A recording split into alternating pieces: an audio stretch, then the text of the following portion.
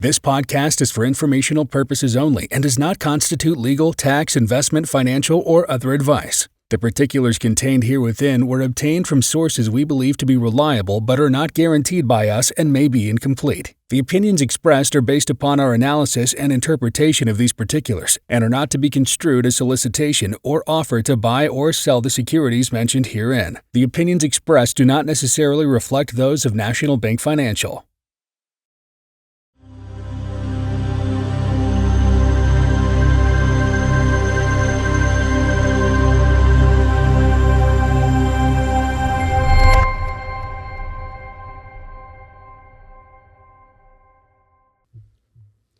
Alrighty. Thank you guys so much for taking the time to watch this podcast. We got a new face in the mix today. Chase is going to be joining us. Thanks for coming on. Pleasure to be here. I definitely got some big shoes to fill, but I'm ready to rock and roll. You're ready to rock and roll, my friend. Exactly. Just so everybody is aware, Ken is totally fine.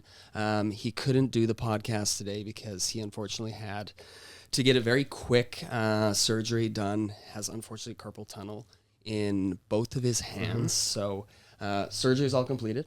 He's all good. He's actually coming into the office today while we do this. But okay. Perfect. But for this go round, we got Chase here, and we have a lot to unpack. Definitely. As it was a crazy start to the first quarter of 2026. That's for sure. There's definitely a lot to get through today. A lot to get through, a lot of different moving parts, obviously what's going on in terms of the conflict, what's happening in terms of the respective markets. We're going to dive a lot into that, but without further ado, just want to dive right into it because I want to make sure this doesn't go over an hour like last time, but we'll try and get through this as efficiently as possible.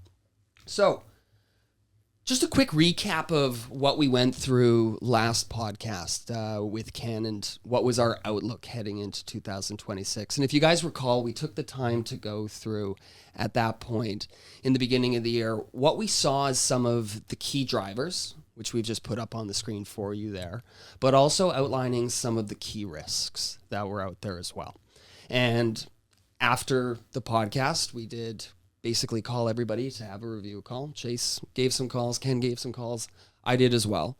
And one of the things that we were really vocal on throughout a lot of those review calls, which was an aspect we could not control and thus was a downside risk, was the geopolitics. For sure. And boy, did that ever come to fruition with what has transpired over literally the last month.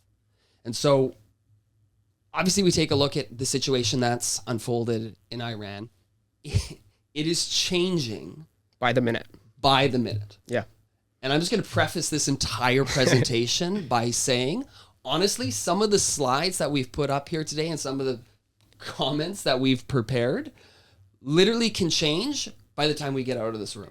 I sent you a text last night and I was like, hey, we might have found the bottom. WTI just contracted 18%, the May contract. So things change so fast. Things change. Like Trump threatens basically to eliminate Iran, and then we get a ceasefire literally less than 24 hours later. It's the taco, Cody. It's immense how fast this is changing, but we obviously still want to walk you through what our thoughts are, how the situation evolves in terms of some larger dynamics to inflation, to interest rates, which is honestly a lot of the driving concern. But as we all know, we are at a heightened level of geopolitical risk.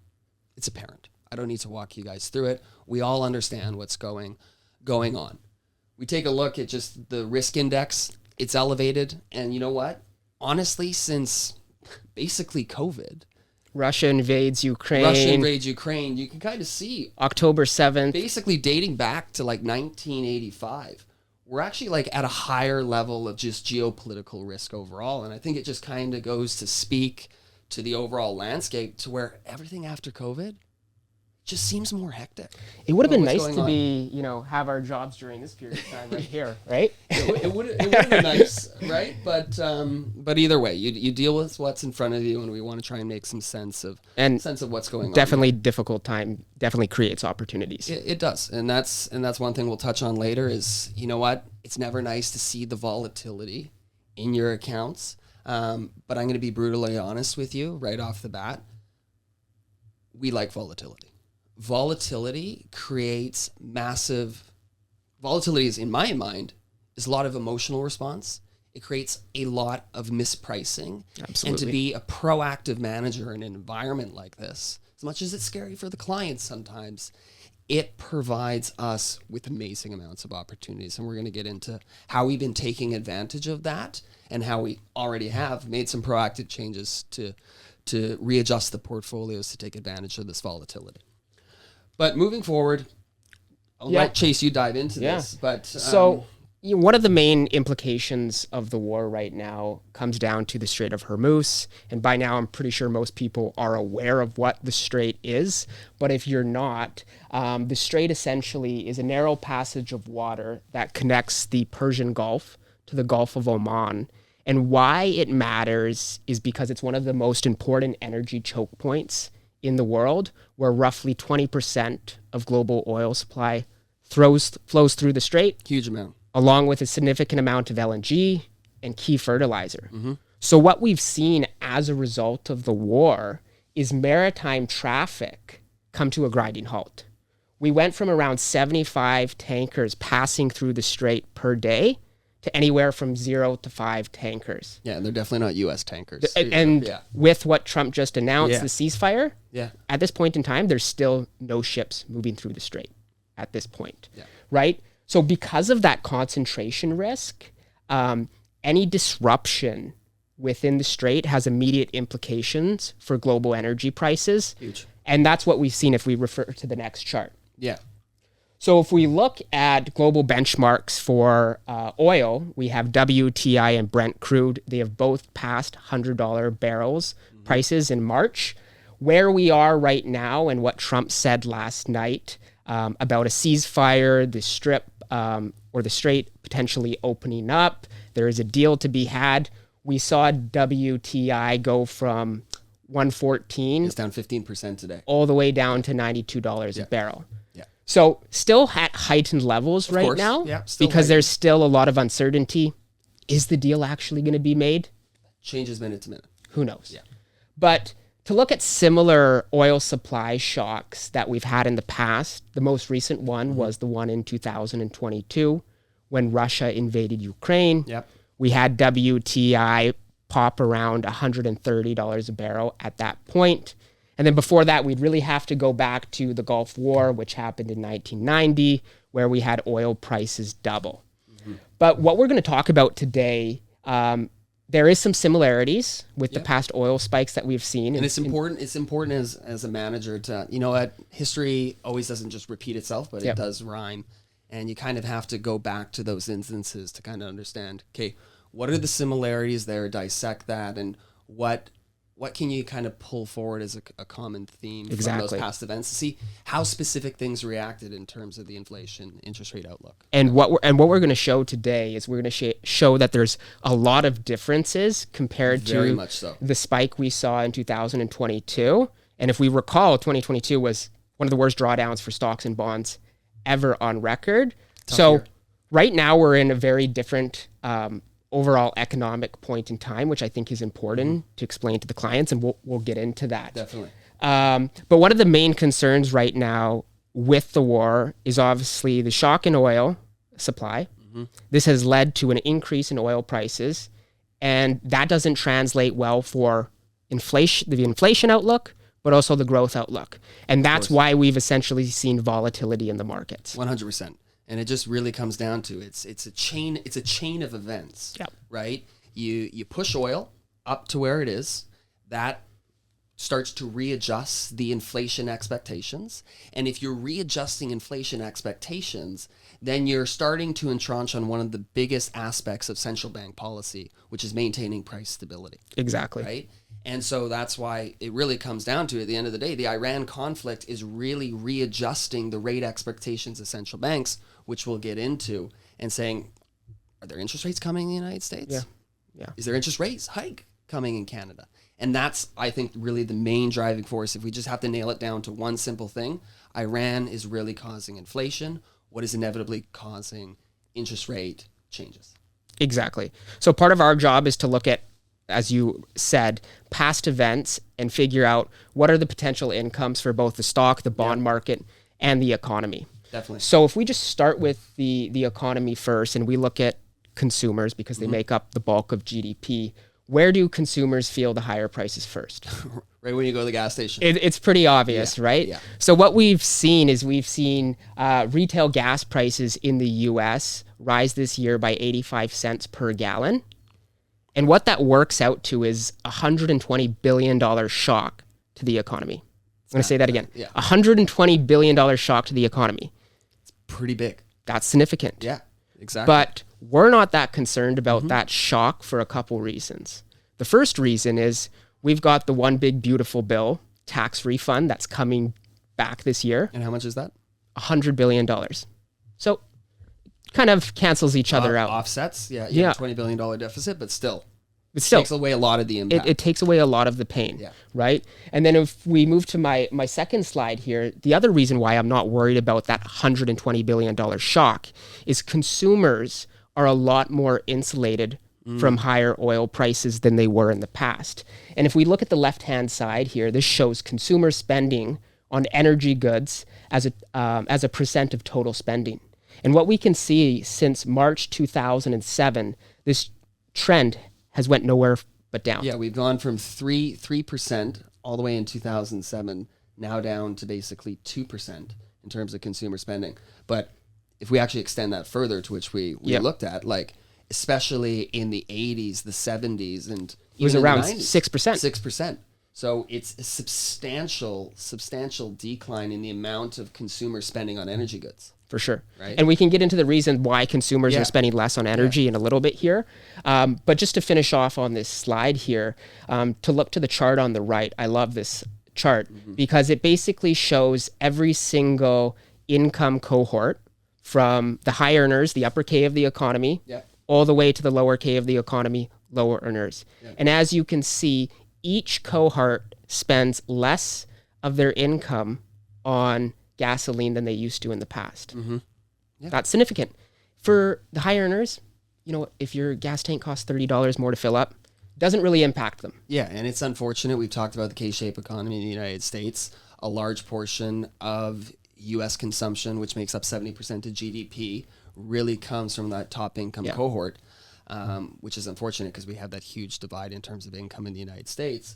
But if you're looking at that cohort, they're not blinking an eye by filling up their tank. Let's just take a look at the lower K of the economy, the lowest earners. So in 2012, they were spending around 13-14% of their after-tax income on gasoline. Now, what is it in 2022? The latest shock before now, they were spending around 6-7%. So a big difference. Huge difference, right? And I think it just also comes down to the aspect of really we've become more efficient in terms of the energy usage. Absolutely. Right? Talking about obviously electric vehicles coming into the play, the use of more renewable sources of energy, and just general technology evolutions in terms of efficiency. Things are just a lot more efficient in terms of utilizing energy.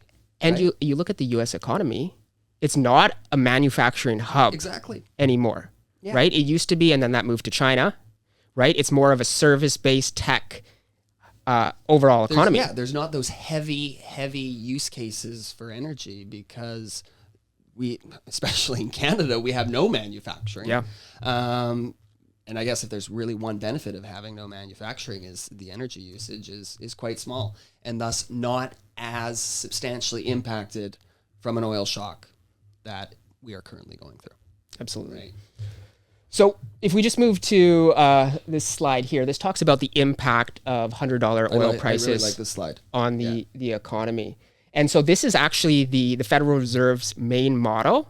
And what we find when there is an oil supply shock like this, it actually has a small effect on inflation, growth, and thus an insignificant effect on the path of interest rates too. So you're telling me we're not going to 9.3%? No. The reason for this is oil price shocks are usually transitory in nature. Ken would hate me for using that Yeah, word. he would. He would hate me, that. right? He hates that word. But it truly is. It truly is. If we look, just like, and sorry to interrupt you here, but just like we said blatantly that the tariff implications would be transitory in nature, aka a one-time shock. That's exactly what they were. Exactly. And the Federal Reserve literally confirmed that. I think it was like 6 weeks ago. That Jerome Powell came out and said, "Yep, it was a one-time shock with tariffs." Yeah. So I guess the same thing applies here. But also, inflation was transitory in COVID as well. It just Yeah, took longer for it to come down. So Yeah. technically, the correct terminology. But if we just look at the headline figures here for the overall economic picture, we can see an uptick in headline inflation, 70 basis points. The reason why core inflation stays flat, this is very important for people to understand. Core inflation strips out the most volatile aspects of the CPI basket, energy and food. Yeah. Okay. Small tick up in unemployment. Look at GDP. Yeah. Small contraction. Why does GDP not have a massive contraction? It's because we got to remember, and you'll speak to this on the next side, that the US and Canada are net exporters of oil. They are. They're huge net exporters of oil, right? And that just goes to speak to where you take a look at the different countries and their trade balance of oil, right? The U.S. is actually a net energy exporter, very small amount, right? But they still have the ability to utilize a lot of their own resources. Same with Canada. Look at Canada. Canada, like the best. a shock to the oil impact that we're having through Iran, as much as it's causing some very bad societal impacts and obviously a whole bunch of other concerns, it is actually beneficial for our economy, okay? Because we have this trade balance. But the flip side, and that's why the GDP, right, on top of consumers being less exposed to energy and the U.S. being a net exporter of energy, the GDP only ticked down 0.1%, 10 basis points. Yeah, 10 basis points. Right? Relatively small. And that just speaks to those two things. But you take a look at some of the other countries, right?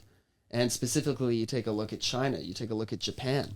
Net importers. If you're a net importer of energy, in a situation like this, it's a pretty tough pill to swallow, right? For sure. Because you are having to import oil at over $100 a barrel. And especially in a manufacturing style country like China, and especially since almost all of China's oil comes from Iran. Yeah, 90%. 90%. It's a pretty dire circumstance, right? And so I'm kind of foreshadowing a little bit about what we're going to talk about in the equity section. But if we take a look at this kind of chart relates to what's happening in equity markets, to be quite honest with you. Yeah, it does. If we see Canada having literally a trade balance surplus in oil, well, guess what? The Canadian market has done well because energy has done well. Exactly. Toronto Stock Exchange is positive. Whereas you take a look, United States, slightly down because of a technology situation in AI that we're going to talk about. But the main story is really taking a look at the international markets and why, I would say, a reason why a lot of international markets are down is because of the price of oil, and they are net energy importers. And that's a huge, huge dynamic that's unfolding. But here in North America, we're pretty resource rich. For sure. Okay. So I think it's important to understand, right, and we alluded to this in the beginning, is we kind of look back at history and say, okay, looking at the previous oil shocks, the most recent one that is top of mind for everybody was the Russia-Ukraine conflict, right? That happened literally in the beginning of 2022, okay? And people, I think, get a little bit scared because of the premise of saying, okay, well, we all know that inflation topped out, like literally right after that, at close to 9.3% in the United States, Canada just below that. We see the Eurozone, because they're net energy importers, inflation jump was even higher. higher, right? But people are scared of the resurgence of inflation, okay? But it's important to draw some very big distinctions between where we were in the beginning of 2022 from an inflationary aspect, but also an interest rate aspect, versus where we are today. Because we are not Totally different pictures. at the same starting point, right? So we take a look at that. When we had Russia start to invade in Ukraine territory early in 2022, we had inflation already in the United States and in Canada, already at basically 8%, which is massive. Massive. And the key thing being also was interest rates were lower. Fed policy rate was still rock bottom. I think interest rates in the United States at that exact point in time was exactly 1.5% overnight rate. Okay?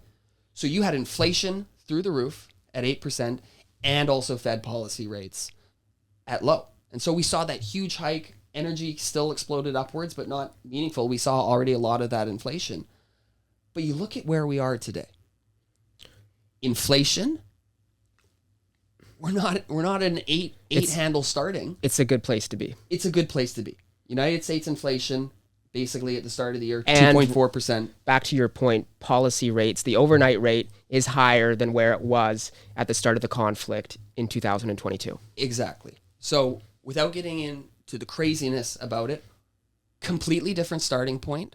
We're at a place where we don't need to hike rates because we're already especially restrictive still in the United States, right? Mm-hmm. And we can very much have a wait and see approach because inflation is moderated and policy rates are high, okay? And that is a key premise to what is going on now versus the last oil shock in 2022. It's one of my favorite charts in here. Yeah, and so this just goes to speak about, like, this is the central bank rate, same thing. The thing is, this contrasts it a little bit further. I specifically believe we were looking at headline CPI. This is looking at Canada's core inflationary metric, which is CPI trim and CPI med. We don't really need to get into that.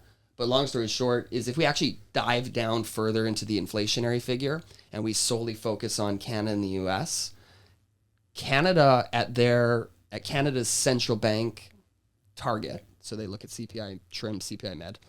Don't need to get into it, like I said, but we're at a relatively really low starting point compared to the United States too. So that just goes to speak, all this slide really shows you is we're at an inflation target from what the Central Bank of Canada, the Bank of Canada is looking at, which is below their target. So in my opinion, they don't necessarily need to hike rates away. They're going to do the wait and see approach. The wait and see approach. And if it ends up being transitory and a one-term shock, the wait and see approach is definitely the most prudent way to go. Absolutely. Okay. Same thing. We started talking about policy rates. Yes, policy rates in Canada have come off more drastically than the United States. But if we take a look, again, where we were at the beginning of the year in 2022 when Russia invaded Ukraine versus where we are today, we're literally still way higher.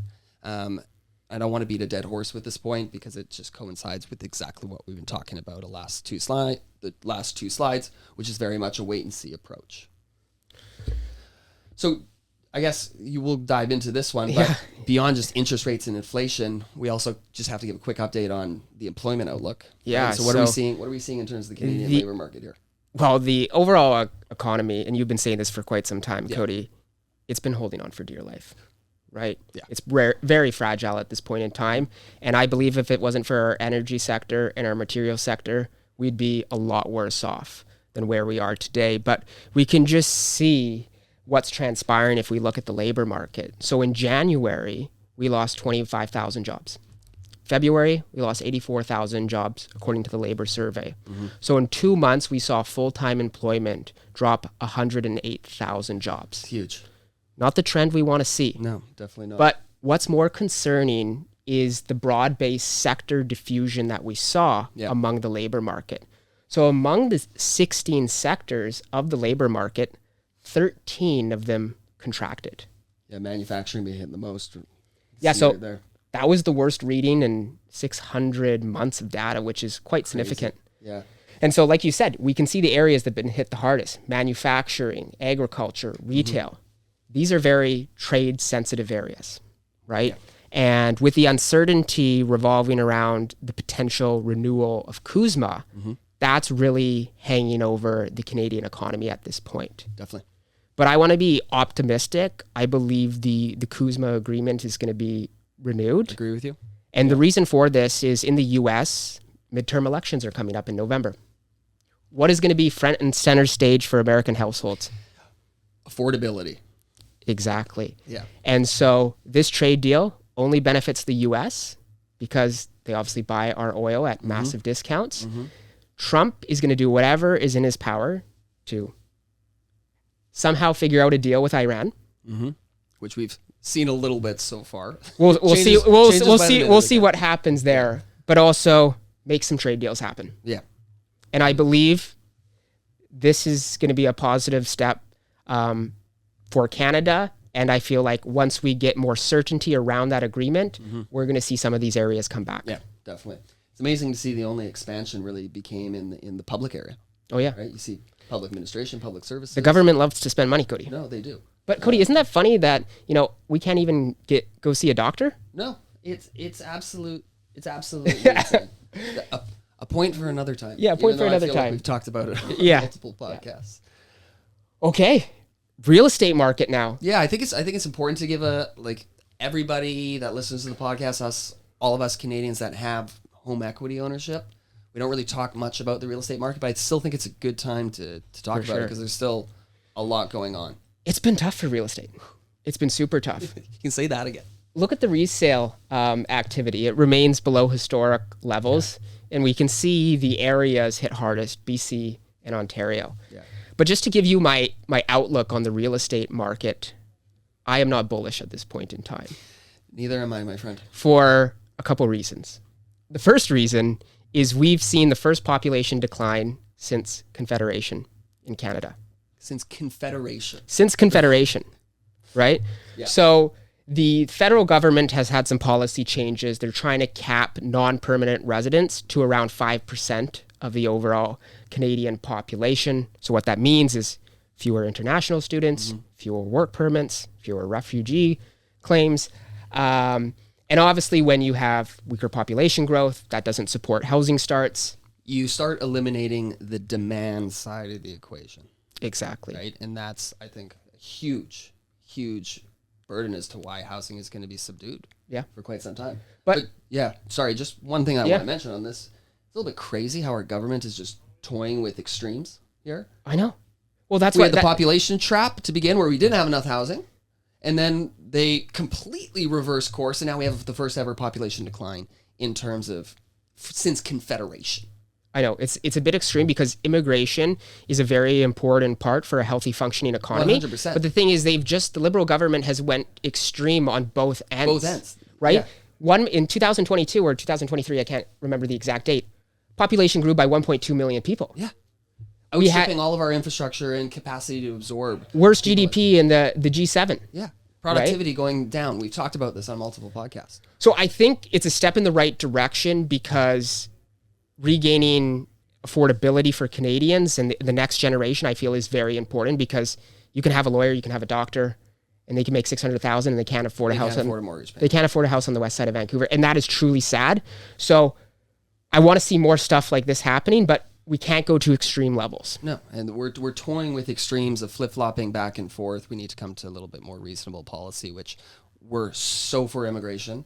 I'm very for it. You bring in talented minds, give them a country that's beautiful. We love our country, but we just need a little bit more stability. Yeah, because toying with extremes like that becomes honestly irrational, and you never necessarily know what the hypothetical outcome could be. Because if we toy with that negative extreme for quite some time and we completely destroy the demand side of the equation, what's going to happen with housing? Like we're starting to see in terms of the real estate development side, people that are developing low-rise apartments, even just multi-tower complexes, defaulting on properties because they can't fill them. Yeah, I know. So it's a crazy dynamic. So let's not beat it up to death. That's one overhang on the demand side, side is we've seen the second reason why I don't think I'm that bullish on real estate is we've seen financial conditions tighten. And what that means is we've seen interest rates not offering any signs of relief at this point in time. And so what we've seen is the government 5-year bond yield rise since the start of the war. And for those of you that are not aware at home, mortgage rates are not just based on prime, unless you are going at a variable rate, but majority of people do lock into fixed term structures, and they are based on the yield curve of Canadian bonds. Exactly. Which we are showing you the 5-year Canadian bond. So the 5-year fixed rate is really based off of this. And what we can see is basically since the start of the attacks on Iran, the 5-year bond has skyrocketed because of, Interest rates, inflation, repricing, all of that. So we've seen a little bit of a tick up, but that just becomes a little bit of a tougher pill for people to swallow, not only for the people entering into first-time home buyers, which is a stall on just getting into a home, but also it starts to compress a little bit of the other side is, what about the people renewing their mortgages? Exactly. Right? We have the 2026 people that are renewing. I think 18% of all mortgages are due in 2026. So the people that locked in, if you go to a 5-year mortgage that are renewing this year, if you locked into a 5-year mortgage, where did you actually purchase that home and get that mortgage? 2021. 2021, exactly. When rates were... And what were rates? Rock bottom. 1.5 to 2%. We're now at 4%. I had a chart on this, but we're seeing, because of that, the renewal, we're seeing default rates skyrocket, which is not a good thing. Yeah. But at the end of the day, banks are aware of this. They have a lot of loan loss provisions to protect themselves. Yeah. So we're not too concerned about that. But this will definitely... impact housing. For sure. Yeah. And my last point I wanted to make, the last overhang on the real estate market, is the uncertainty right now unfolding around the Aboriginal claims on private property. Mm-hmm. We've seen what has happened in parts of Richmond. People's houses are illiquid. Mm-hmm. They cannot sell their house, and they cannot renew their mortgages. Mm-hmm. Financial institutions will not renew their mortgages. And you have people, and as much as this is well beyond our scope of technically law, this is a huge legal... Yeah, but I don't have to be an expert to figure out what's going to happen to the real estate market. Exactly. Especially when you have evaluators coming into the home to evaluate your property, and then to hedge the risk of this hypothetically coming to fruition, they mark down your property by $300,000 just because they don't want to handle that risk. Yeah. Right. So the moral of the story is this still creates volatility. Absolutely. Right? And uncertainty. When there's volatility and uncertainty in any type of market, it causes usually things to be basically frozen solid in terms of activity, right? Especially with real assets that are non-liquid. Mm-hmm. It just causes a lot of anxiety too, right? And then if we look at the United States, it's a similar picture. Go to the next chart here, Cody. We can see sellers to buyer. It's basically, for the viewers at home, it's a ratio of 2 to 1. Oh. This is February's data. So 2 million sellers, 1.35 million buyers. Okay. The U.S. housing market's frozen. It's frozen. Frozen solid. It's an ice So, age. Cody, this isn't like COVID where you could sell your house in 20 minutes. No. Right? In order for that to narrow, what needs to happen? It's simple economics. People need to adjust what they're willing to sell. Thank you, Cody. Yeah. Thank you. And I was talking to Ken about this over dinner, and he says he went out with his real estate friend, and they were talking about the real estate market in Vancouver. Mm-hmm. And not to scare our clients, but just to show you the reality of where we are right now. If you're wanting to sell your house in Vancouver, depending on the price point, you might have to sell $500,000, $1 million under what you think it's worth for it to move. But that's the thing. Unlike stocks, which give you a reflection of hypothetically the true value of millions of people and their viewpoint of what something's worth, the property that you're sitting on, the value is always in your head. Always in your head. Especially for a lot of And you always think your house is nicer than it is. Exactly. It's always an internal bias that all of us suffer from. Yeah. Right? But that's just a key thing in the United States specifically is people have the value in their head and they don't want to move. Yeah. Well, guess what? If you're not moving on price, which is really the only variable here, I'm not buying. Nobody's buying. Yeah. And it's very apparent as to why the housing market is the way it is. Sorry for the rant there, Cody. No worries. And so I think we'll just skip past this quickly just so we're just on time here. But the same thing that we were explaining in terms of inflation expectations being rise because of oil going up. The key question specifically in the United States, if we're flipping to the south of the border now, is this adjustment in terms of inflation expectations going to force the Federal Reserve's hand in terms of hypothetically hiking rates? right? And I'm going to come full front and say I don't think the Federal Reserve, as I've already said, is going to hike rates. But what the market has been pricing into, just to show you how quickly things change, is in the beginning of the year, the market anticipated that the Federal Reserve would cut interest rates 3 times. Now, with what's transpired,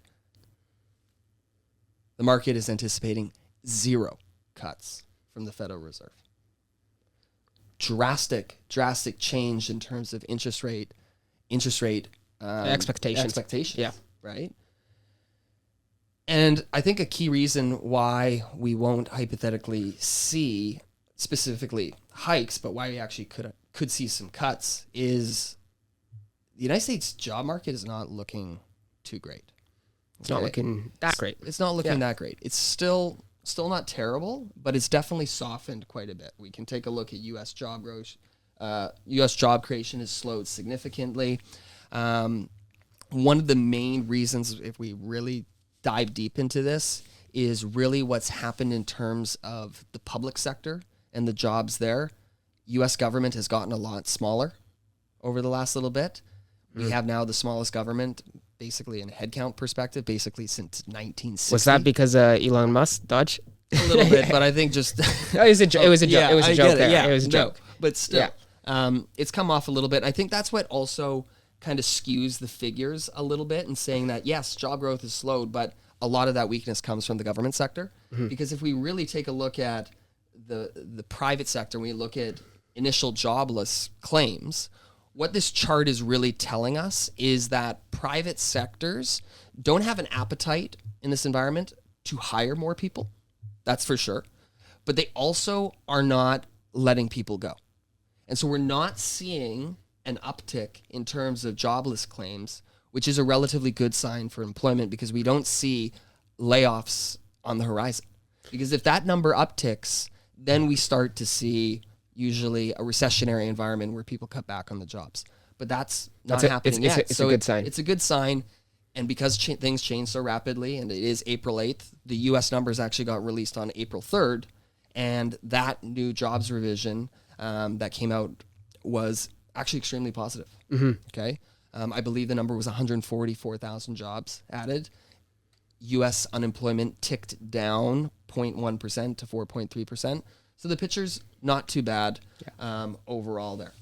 But one thing that I want to say, and I think it's been quite adamant, is don't think there's interest rate hikes coming in the United States. Jerome Powell came out and explicitly said they're very much in a wait and see portion. But if we look back at previous times, and again, we're going to skip past 2022 because at that point in time, the job market was super hot. We also have an opposite system where the job market's cooling. And so if we look back to, I would say, the most, common historical comparison was the 1990 Gulf War, right? Where the invasion of Kuwait. So we see in that instance is, yes, we had an inflationary shock, but the Federal Reserve, because we started to see jobs kind of unwind, okay, is they preferred financial stability over pricing power because they knew it was going to be transitory. And what I'm saying in this long story short is, as much as we have these inflation expectations, there is historical precedent to show you that even if you go through an oil shock, there can still be interest rate cuts. And that's exactly what happened during the Gulf War. So the last thing that I'm just going to leave you with, or on the economic section, is it's really, again, changing minute by minute. One thing that we're really just kind of concerned about is, I think this, we were going to say this, but we already have a ceasefire, which is crazy. We were going to say, which doesn't really mean much now, that this thing is going to be, I think, over in relatively short order. But if it doesn't, the higher and longer oil stays above $100 a barrel, the more concerning it becomes. Absolutely. And it's still a risk on the table because Trump could change his mind literally by the time we get out of this room. Right? But do you hear Israel is still bombing Lebanon? Apparently that wasn't part of the agreement. And so now they're renegotiating. So it's hard to keep track. It's hard to keep track. But long story short is what we're looking at is what is technically deemed as we call the recession threshold. Okay. And this is the price increase of oil, inflation adjusted. Okay. And so what we see is we've kind of charted that recession threshold. And anytime we see on an inflation adjusted price increase, if we start to entrench upon that 75% jump, anytime that we've hit that, a recession's unfolded. That's the key kind of metric. It's really the warning standpoint. So you can see right now, we're not really even there. No, we're halfway there. Things can change. It's something we're watching, because if we do inevitably get to a circumstance like that, things change. We need to adapt, but we just want to be vocal with all of you that these are some of the things we're watching. We want to be transparent. And it's something, again, I sound like a beaten record, but we're watching closely. Okay, that was a lot of economics, and we spent a decent amount of time doing that, but that is okay. There's a lot going on, and we apologize for the length of especially these last two podcasts. But as you all know, the world is chaotic; things are changing, and so we just want to keep you guys informed about what's going on. So let's flip gears. We'll try and do the market relatively quickly. Let's talk markets. But just right off the bat, we take a look at the market returns for the first quarter. Okay, list the month to date, quarter to date, and year to date are obviously the same.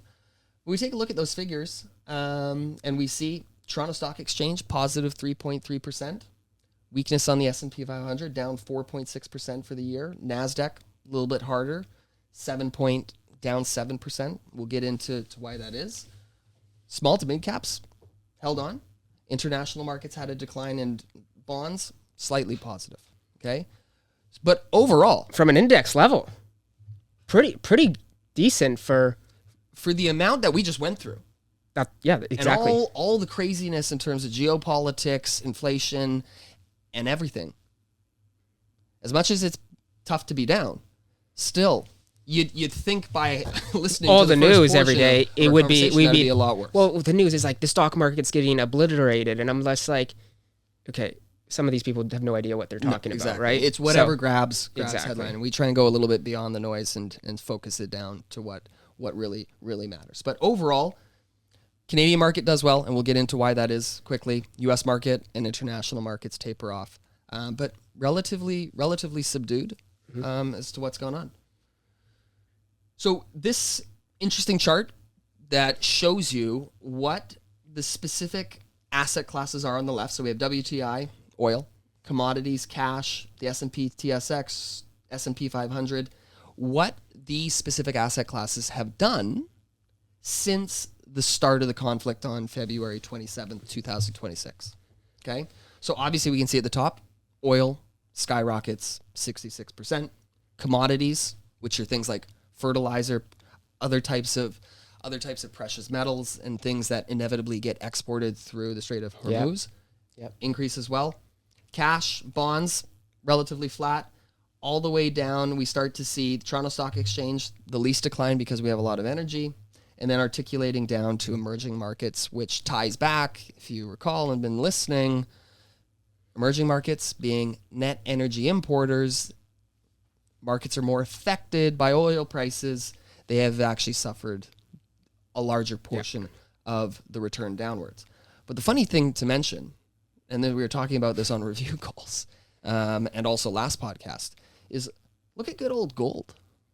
Not much of a safe haven, hey? Yeah, like, so what happened to the safe haven aspect of when military conflict picks up, go to gold.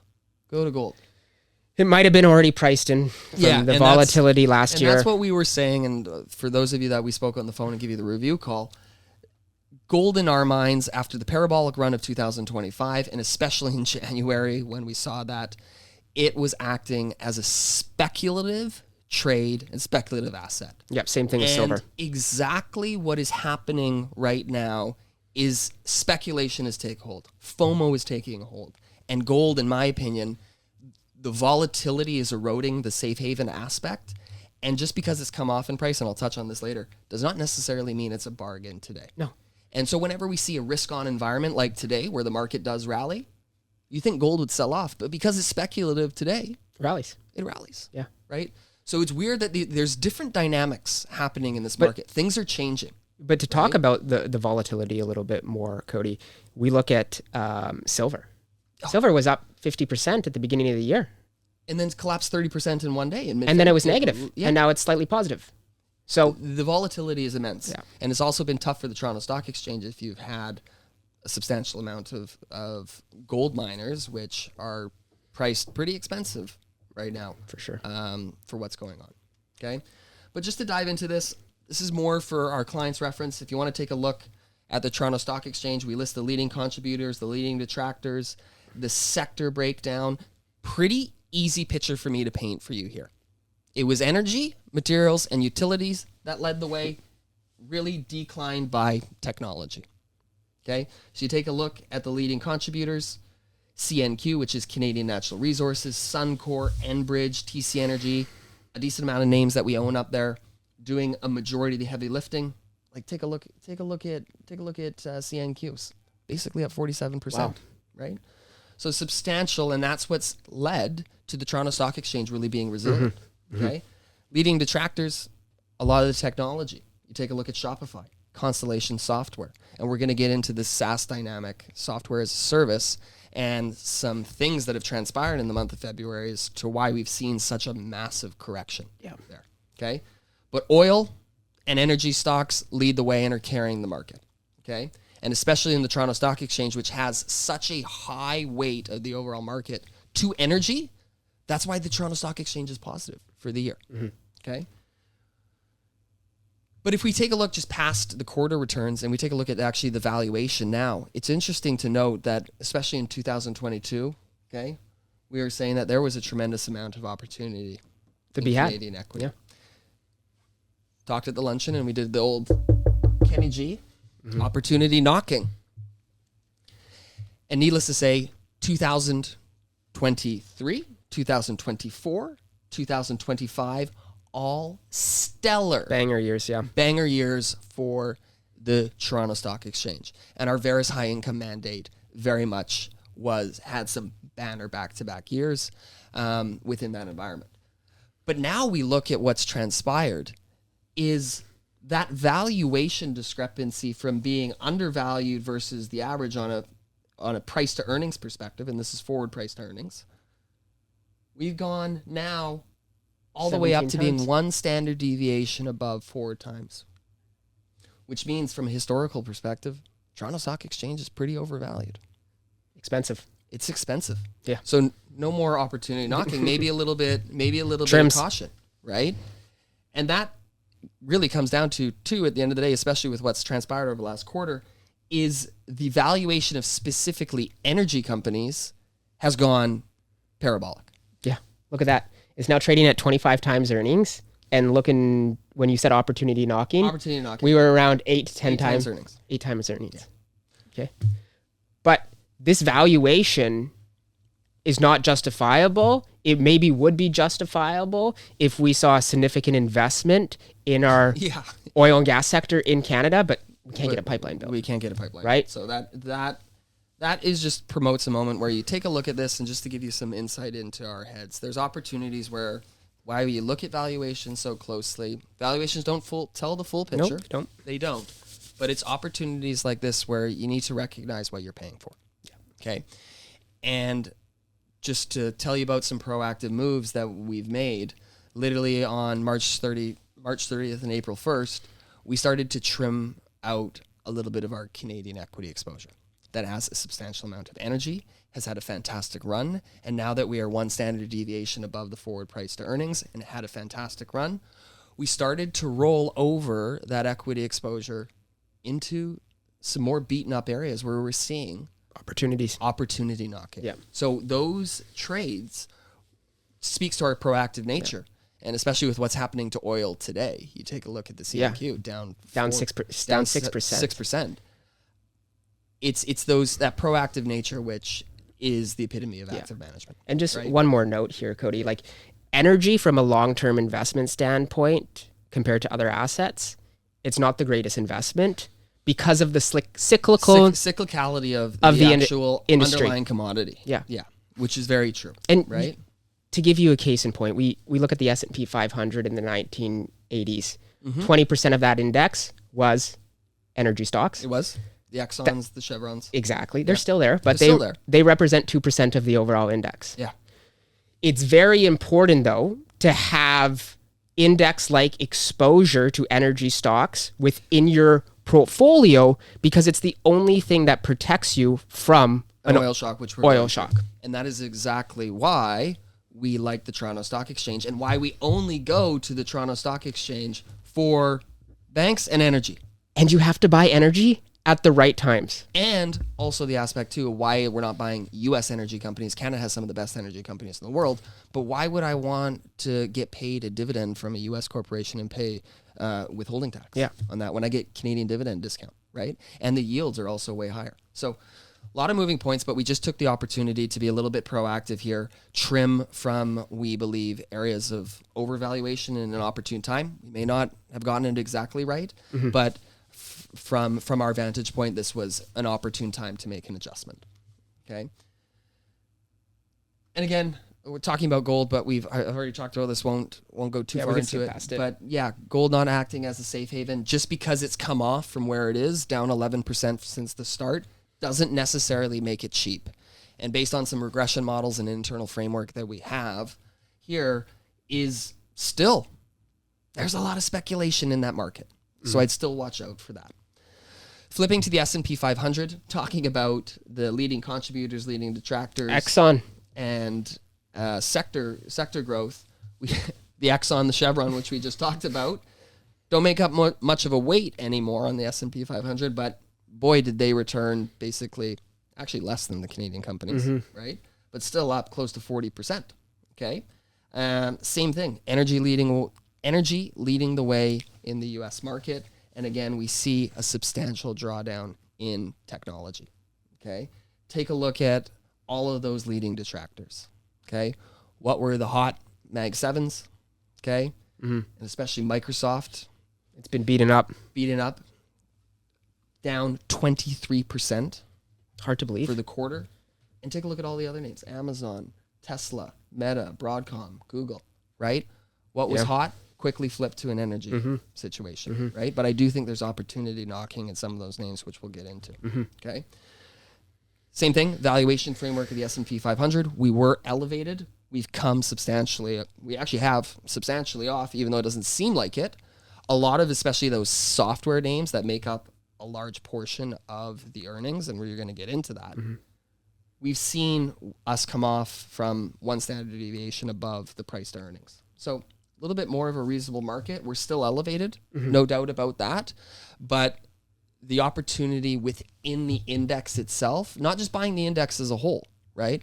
But I do believe, as we'll get into, there's some opportunities. Massive discounts right now. Some massive discounts. Okay. And so I'm going to go through this briefly because I felt like we've talked about Iran for too long, but this just gives you a historical perspective of the S&P 500, okay, and lists out a whole bunch of military conflicts dating all the way back to 1939 September when Nazi Germany invaded Poland, okay? And what it goes to show you is before the event, 1 month, 1 week, and then the most important charts is after the event, what happened to the overall S&P 500. 1 week out, 1 month out, 3 months, 12 months, and then we can see what was the average rate of return after those time horizons, okay? And what's important to note is if we take a look at all of these events, some crazy points in time, we look 12 months out, and the average gain from that point in time on the S&P 500 is 5.7%, with a win rate of 67%. So it just goes to show you there's still a lot of noise. Look what happened Gulf War and when Iraq invaded UK. Yeah, Gulf War, very similar, right? Not to like a lot of volatility. You can see the drawdown, 20%, but still up 32% afterwards, right? But the key thing that I like to look at is what is the max drawdown? Okay, the max drawdown is how far since the start of that military event, how far did the market actually decline to its maximum point? And we take a look at the average of all of these, 11.7%. Did we hit that on? We basically hit correction territory intraday on the S&P 500. So right? We were down 10%. We're very close to the average. So we might have already. So if we're taking an average scenario, which nothing about the world we live in is average, We But could have hit the still, bottom That hypothetically could have been the bottom. if a deal gets made. If a deal gets made. You never know. But Never know. there's still, again, if we take a look at just other scenarios where we did see an oil shock, there could hypothetically be more downside risk, but there could be upside risk, just like the Gulf War. We could see a little bit more downside from here, but in all of these situations, right, 3 out of the 5 have remained actually positive 12 months out. Okay? So volatility is expected. We presents opportunity for us, definitely. And I'm not here to tell you, nor I think anybody has any idea what Donald Trump is going to do next, right? But how we position ourselves from an asset location, but also taking advantage of the changes is very crucial in terms of the times we're living through. Okay. And this chart's out. It's out the outdated. window. Yeah. Yeah. So changes quickly. But this just goes to show you what was the market betting on having a ceasefire, a date for a ceasefire by. So there was a 20% probability by April 15th we'd have a ceasefire. Like here. Yeah. Or April 30th, May 31st, and June 30th. So just goes to show you, we were going to say it doesn't mean much now. I've already said this, that we think it'd be wrapped up sooner than later just because midterms, and I think Trump needs to get the Strait open for a lot of other purposes. But this could change minute by minute. So the next thing we want to talk about. oh, this is a big topic. This is the big topic, but we're ending on it. Yep. So we're almost there. We're almost there, folks. Appreciate it. But one of the big things that's transpired, especially in the month of February of this year, is, and it's kind of been behind the scenes, because most people aren't aware of it, but we have seen a substantial correction in software stocks. Okay? Software stocks are down past bear market territory. They're down, the index as a whole, if we look at IVG, which is the software index, 30%. Yeah. They're calling it the SaaS-pocalypse. The SaaS-pocalypse, okay? And so we take a look at some positions like Microsoft. We take a look at some positions like Salesforce. We take a look at other software-related companies. Okay, the list is endless. Intuit. We take, there's a plethora of examples, okay? Those companies have, for quite some time, been the main drivers of growth on the S&P 500. But with the release of new AI tools, and this is what was really the trigger, okay, is Anthropic. Okay, so Anthropic is like OpenAI, which produces ChatGPT. Anthropic is a new AI software that has released some new AI features that have changed the perspective and dynamic as to what is the future of software, but also different industries. Yeah. Okay, so I think an important thing to note here, and I just want to talk about AI briefly, is just to put this in layman's terms, because this is a very complex subject, okay? AI has gone, if we take a look at the left-hand side, okay, here, but I'll just explain it briefly. AI has gone from basically a function that you just chat with to give you a quick answer, okay? Just like a quick search functionality. And list me the restaurants in Vancouver that I want to go to, right? To a platform that is able to complete tasks. And that is a huge distinction, okay? AI now has the capability of utilizing your computer to do elements and tasks that could normally take humans a relatively long period of time, okay? So it's gone from something that is quickly searched to now being actually almost a coworker. And so what Anthropic released was this version in Claude, which is called Cowork, which allows the AI to implement human-level tasks. And we take a look at how fast this growth has been. The left-hand side, we take the length of a human task from 0 minutes to 70 minutes. We basically couldn't really do much because it was search functionality all the way up to 2025. But now we've gone exponential. Yeah. Okay. Now we have AI completing tasks that would take humans 70 minutes to do in, honestly, 2 minutes. What's going to happen to, the people coming right out of university? This is replacing all those lower end jobs. This is replacing all the lower end jobs, and it speaks to what's happened in the stock market, but AI is coming for the white collar jobs. Oh, it's coming for the white collar It's jobs. not coming No. for the blue collar welder, No. HVAC employee. It is coming for the junior lawyer. It's coming for the junior financial analyst. Because Yeah. I can tell you with 100% certainty, it does an excellent job in terms of So finding can that. you maybe just give the clients an example of a task that Claude could complete for you by assigning an agent? Yeah. So if you assigned, let's just hypothetically say, because we work in finance, if I hypothetically wanted to build an agent to complete a task specifically on, let's say, technology research, equity research, okay, I can give Claude literally my viewpoint saying, I would like you to complete a complete competitive framework analysis, a relative evaluation framework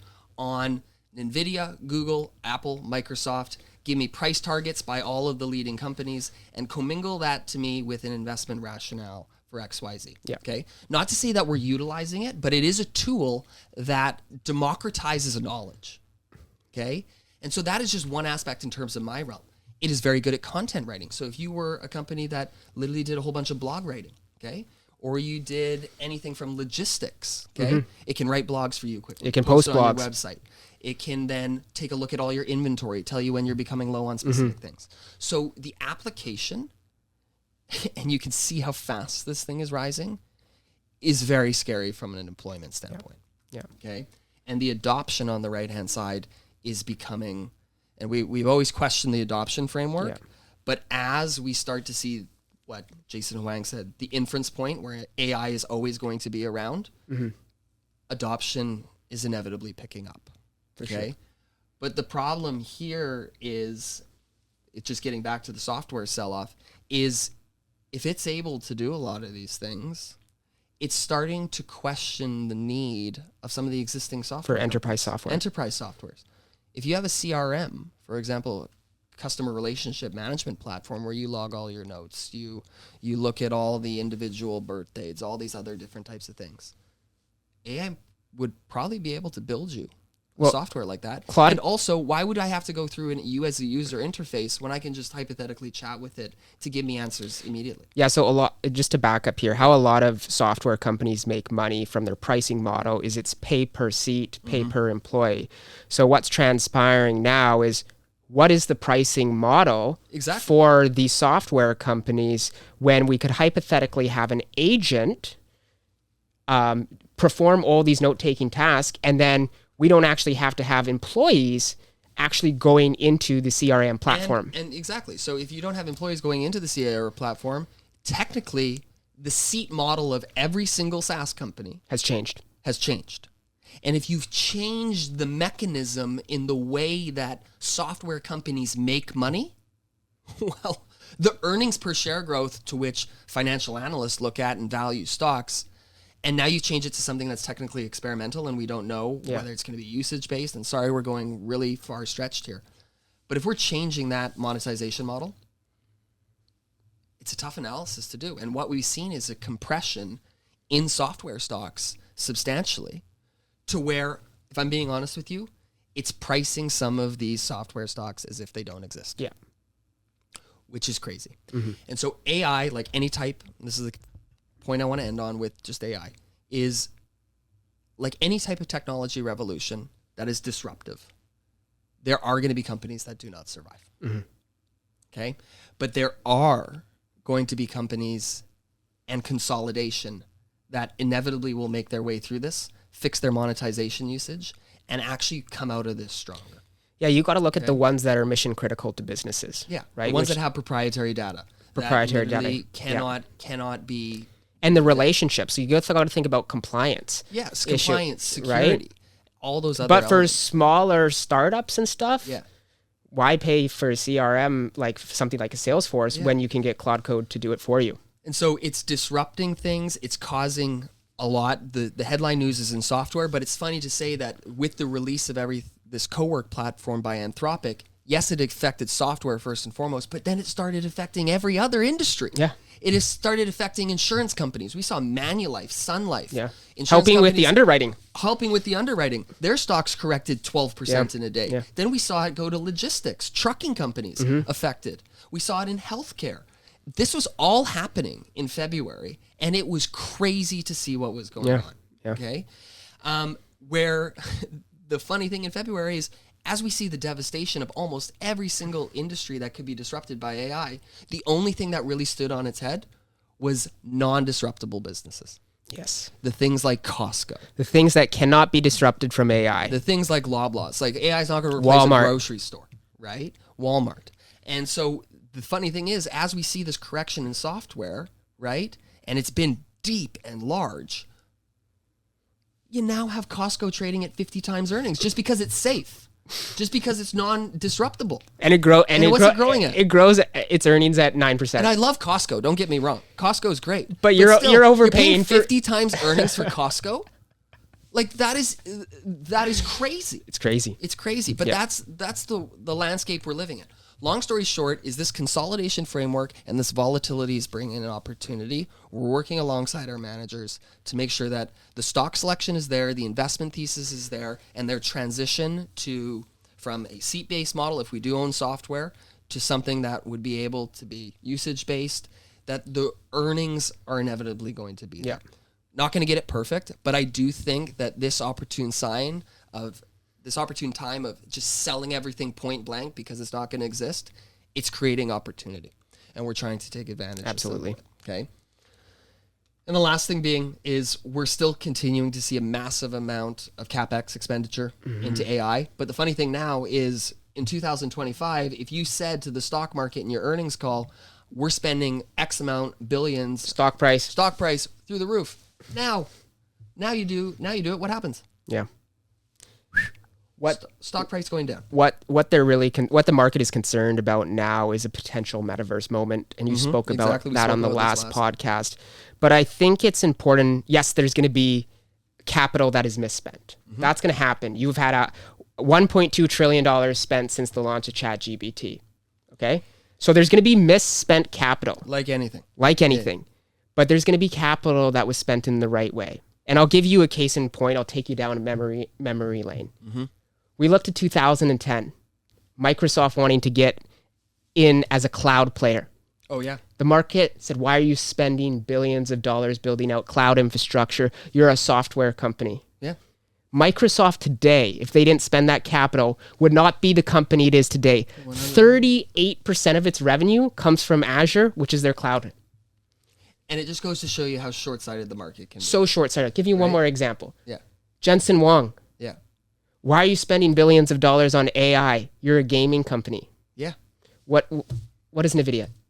It's the largest semiconductor company in the world, most valuable company ever to exist, and will probably be the first company to hit $1 trillion in revenue. Yeah. And it just goes to show you, right? And so Microsoft being punished yet again because their capital expenditure is high. They came out and said, we're pledging, I forget the exact number, but we're pledging X amount to CapEx. And now because the tail has transitioned from rewarding CapEx to now punishing it, Microsoft stock down 23%. I know, but this is a great point here. But this last thing to show you is, and I talked about this last time, that why I think it's a little bit different than the tech bubble is a lot of the hyperscalers, which are the Amazons, the Googles, the Metas, the Microsofts, and the Oracles of the world. They fund a lot of their AI expansion and investment in capital, which we call capital expenditures, by free cash flow. So they're utilizing the cash flows of their business, okay? And we are in the build-out phase of AI. Capital expenditures are high, okay? So we're starting to see that free cash flow multiple is coming down because we have so much green line capital expenditure. Yeah. But what is a very good sign so far is if you take a look at the blue line, okay, and the forecasted results, is even with that capital expenditure, we see operating cash flow expanding. That means That's as the much ticket. as we're looking, I've told you, we've been looking for a sign of profit. That's what people are looking for.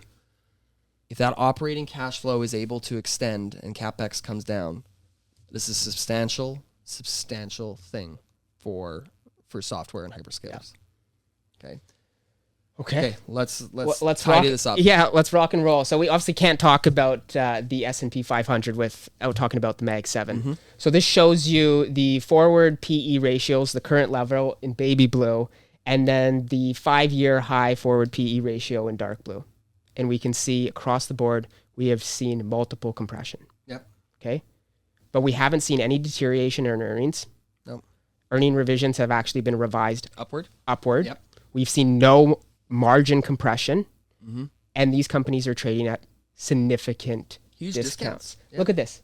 NVIDIA, 68 times down to 20. Same thing with Microsoft. Same thing with Amazon. NVIDIA growing its earnings at 73%. Yeah.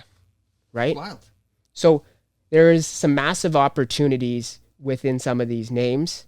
And just to quickly touch on Google and just to talk about how fast narrative change here. This is a case in This point is a too. very good example. Last year, at the beginning of the year in January, February, everyone was discounting Google because they said search is gone because now everybody goes to ChatGPT. Go to ChatGPT. You don't need Google anymore. You don't need Google. Yeah. So they're like, their pricing model's gone. Yeah. I think they forgot that, a big part of their revenue comes from cloud as well. Yeah, But exactly. anyways, they launched their own ChatGPT. Gemini. It's called an LLM. And they launched Gemini, and it's way better than ChatGPT. We see the stock go up around 76% last year. 76% main holder in our U.S. focused growth. Okay.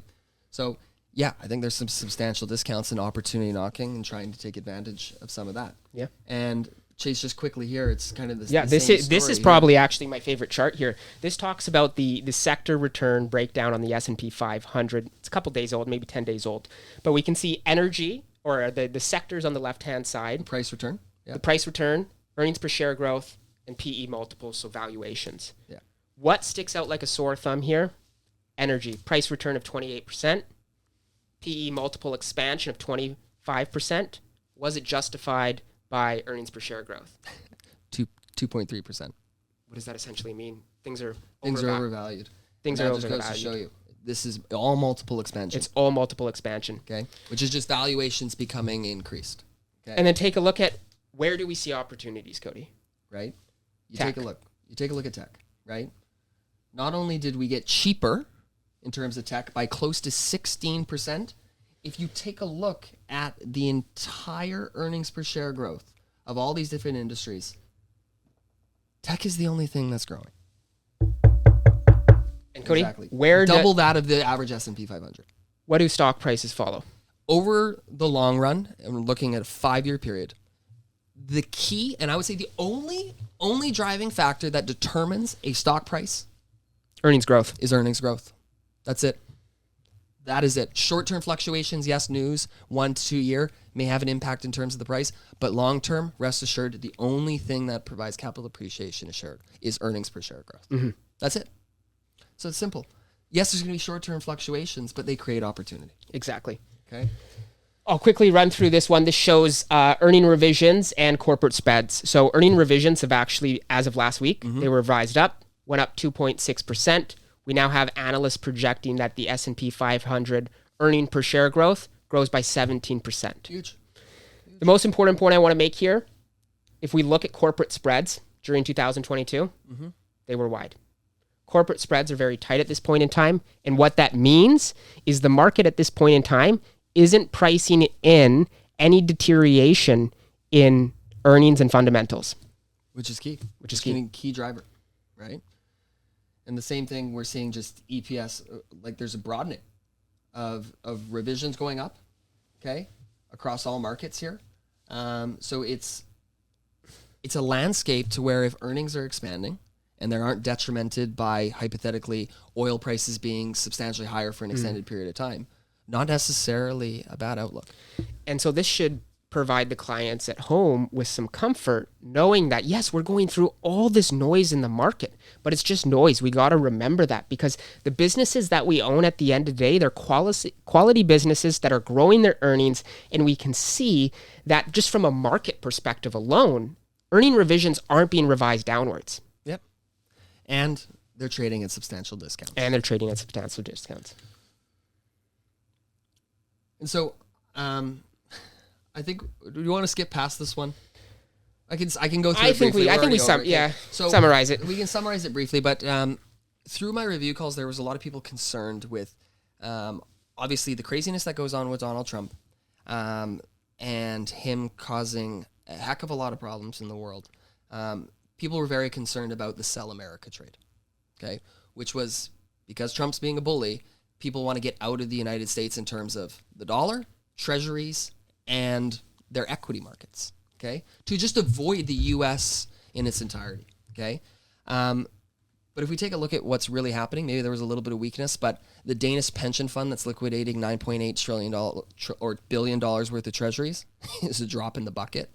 And what we've seen literally over the course of the last little bit, basically what these two slides tell you, is that the Sell America trade isn't really actually coming to fruition in terms of the cold hard numbers at all.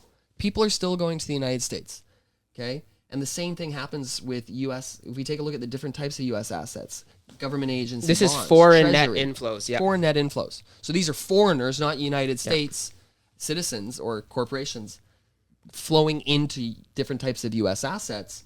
We're still seeing record inflows. Yeah.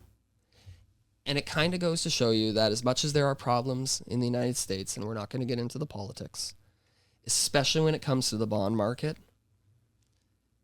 sometimes there is no other alternative. The U.S. has been a safe haven. We look at the dollar rise over the last little bit. The U.S. adds diversification. And again, it comes back to that. Sometimes there is no other alternative to strong U.S. debt because, case in point, as much as there is a problem with debt, and every single country is indebted. Mm-hmm. Canada has a debt problem too. Yep. Okay. You do have the best corporations paying tax. You have a very wealthy economy paying tax, and you have all of those taxpayers behind the backing of the United States. Yeah, and just to talk a little bit more about the treasury market here, Cody, there will always be a constant buyer of treasuries, of U.S. treasuries. And the main reason why is pension funds that manage money for unions, nurses, firefighters, police officers, they need to duration match their liabilities. Chase is getting into the CFA technicalities here. Duration matching means if you need to pay out, essentially, a pension, so X person is owed, X hundred people are owed $1 million in 1 year time. Why would you take on equity exposure when you can just buy treasuries that expire in 1 year and then the cash is there to pay them out? The pensions and institutional management, people need to be aware, make up a lot of the buying in the U.S. market. Yeah. And they are not negating treasuries for the safety aspect because there is no other alternative. Sorry, I just wanted to make that point. We're getting a little too technical. It's you might important. as well have written your CFA. I know, right? Hey, well, I have my CIM, right? You're good. You're fantastic. Alrighty, we're just going to end on this quickly. Okay, Chase, do you just want to go through this one briefly? Okay. We kind of already spoke about this. We'll go to the... You know what? A lot of headlines, a lot about the market falling out. Okay. What we want to say here is markets often recover faster than headlines or the news anticipates. This chart just goes to show you, okay, after specific types of events, Cuban Missile Crisis, Soviet invasion of Afghanistan, Brexit, Ukraine conflict, what has been the average total return 6 months after the event, 1 year after the event, and also the gold line just showing you what happened during a key sell-off. We see a sell-off, but they're actually quick to recover. Mm-hmm. And a lot of it, at the end of the day, is noise. Turn off a lot of the news. They're trying to scare you, okay? And let us worry about it. Let us worry about it because the volatility is providing opportunity. Yeah. This last chart, pretty easy to understand. It just shows you what happens if you miss the best days in the market. We can see that returns tend to suffer. This is the green line. If you miss the worst days, obviously no one can time the market perfectly. No, that's you bottoming every single thing. Yeah. No. So the general story here is the strategy is in times like this, buy and hold strategy, sometimes it's the best. Mm-hmm. But that's not the main point here. The main point is looking when those best days happen. And the best days happen usually in the toughest markets and the times where it's hard to stay invested. The best days work in conjunction with the worst days. Look at today. Right? Case in point. We see literally the NASDAQ up 3%, right? Mm-hmm. Literally we flipped back a week and a half ago, it was down 3%. Just yesterday, Trump was talking about literally obliterating Iran. Actually going into a nuclear and then now there's war, a deal, and we get a deal. And so it just goes to show you how fast things are changing. As much as we are active and there's opportunity coming, being patient, being a long-term investor, not trying. We're never going to pick the bottom. We're never going to pick the top. That's not what we're paid to do. It's acting as the discipline, taking advantage of emotional volatility, And if there are opportunities that present themselves, making proactive changes with your hard-earned capital to make sure that it's preserved, but also making sure that we're growing it for you and your family. Okay. Last thing is admin items. Performance reports are going to be coming out. If you would like to have a quick conversation about anything that we went through the podcast, feel free to give Chase, myself, or Ken is back in the office today a call. We're all here to answer any questions that you have during this crazy time. And last thing is we will also be delivering the wealth notes as well, which is kind of just a written recap of what we've gone through in this podcast. Mm-hmm.